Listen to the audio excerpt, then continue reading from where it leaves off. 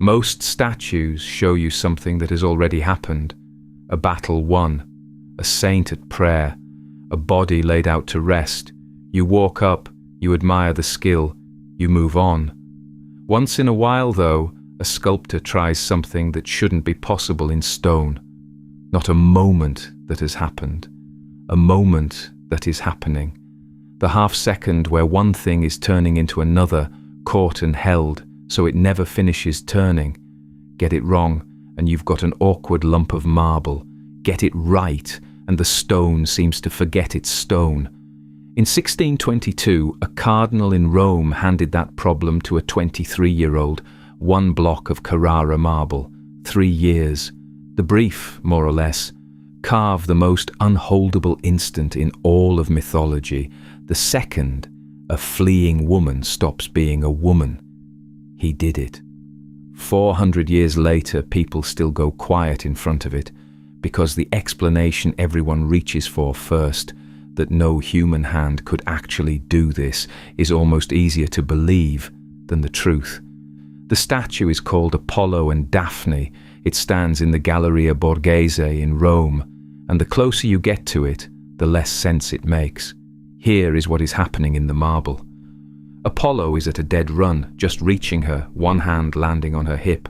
Daphne is mid-scream, mid-stride, still trying to get away, and she is already losing. Bark is climbing her leg. Her toes have stopped being toes and started becoming roots, reaching for the ground. Her fingers are stretching into branches. Her hair lifts in the wind and comes back down as laurel leaves. The skin, the bark, the running, the rushing air, all of it cut from a single block by one young man in 3 years. And then there are the leaves. This is the part no photograph warns you about. They're thin, not stone thin, real leaf thin. Thin enough that the light catches their edges, almost too delicate to be stone. They sit at the ends of her fingers like something you could tear, and they weigh exactly what the marble weighs, because they are the marble. Marble doesn't forgive either. You can't put it back. Every leaf, every gap between branches is stone taken away and gone for good. The thinner he carved, the more likely it was to shatter, and the nearer he got to finishing a leaf, the more he had to lose. One bad strike, and the whole block was ruined. He spent 3 years walking that edge. So the question that has followed this sculpture for 4 centuries is simple. How do you carve a leaf out of solid rock and not snap it off the moment you near the end?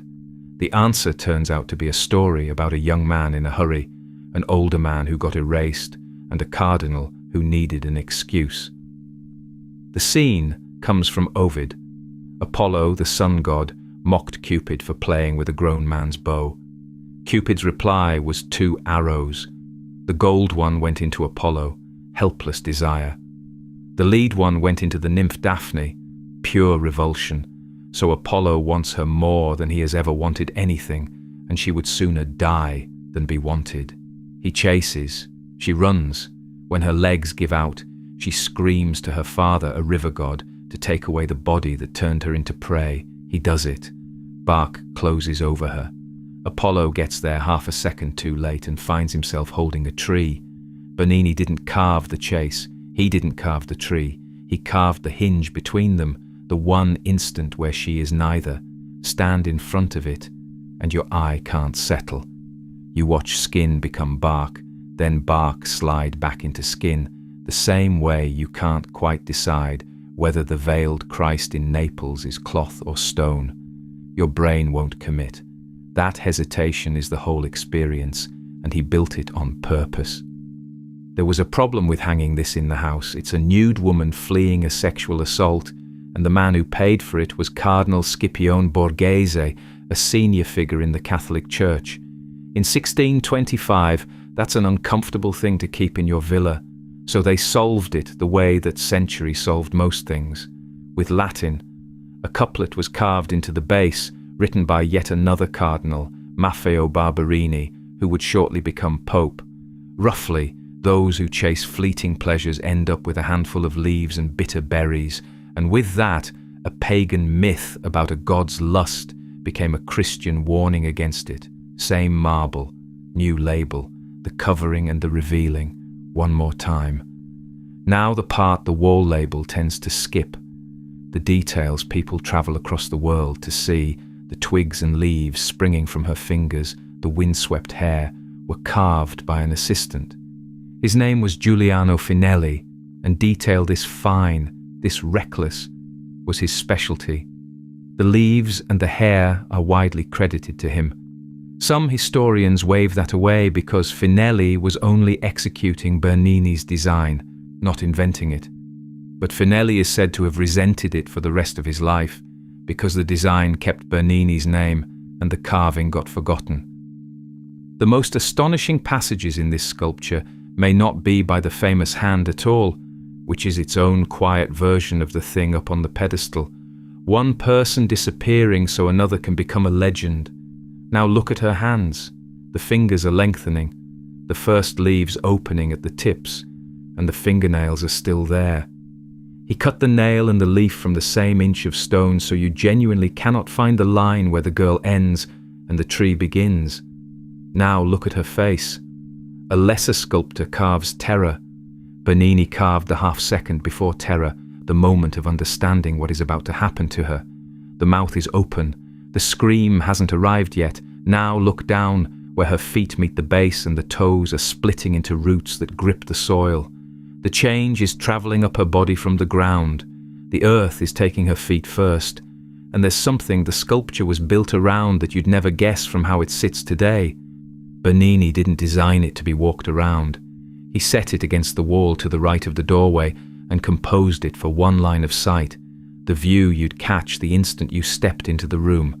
From that single angle, all at once, you were meant to see Apollo's desire, Daphne's terror, and the bark already closing over her. He didn't spread the story out across a slow walk around the marble. He compressed the whole tragedy into one look. It was only later, when the statue was moved to the center of the room, that it turned into something you circle, discovering the change a step at a time, which is how nearly everyone meets it now. The version Bernini actually built wanted to land the entire thing in a single glance. So, what is this, in the end? A god winning, or a god losing everything in the same second? Apollo gets to touch her, and the thing he touches is already not her. He wins the race, and the prize turns to wood in his arms. The strangest part is what came after. The laurel became Apollo's sacred tree. We still hand laurel to people who win. The wreath, the laureate, the honor. Every one of those, if you trace it back far enough, is the shape of a woman who chose to be a tree rather than be caught. Bernini was 23. He had nearly 60 more years and a whole city of marble ahead of him, and he never again carved anything this fast, this young, or this alive. It's still in Rome. It's still mid-motion, and it's still asking the question it put to the first person who stopped in front of it, whether the thing you're chasing is worth what you'd have to destroy to hold it.